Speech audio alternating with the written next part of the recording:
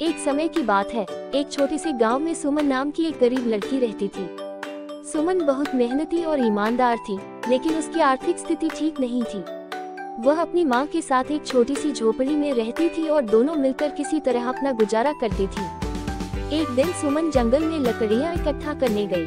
अचानक उसकी नजर एक चमकती हुई चीज पर पड़ी। जब उसने ध्यान से देखा तो पाया कि वह एक चांदी की अंगूठी थी।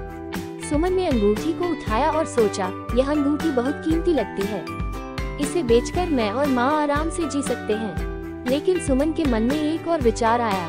उसने सोचा, यह अंगूठी जिसकी भी होगी वो जरूर बहुत परेशान होगा, मुझे इसे उसके असली मालिक को लौटाना चाहिए। ये सोचकर सुमन ने गांव में जाकर लोगों से पूछा कि क्या किसी की चांदी की अंगूठी खो गई है। कुछ देर बाद गांव का एक बुजुर्ग व्यक्ति उसके पास आया और कहा, बेटी, वह अंगूठी मेरी है। यह मेरी पत्नी की आखिरी निशानी है, जिसे मैंने गलती से खो दिया था। सुमन ने बिना कोई सवाल किए अंगूठी उस बुजुर्ग को लौटा दी।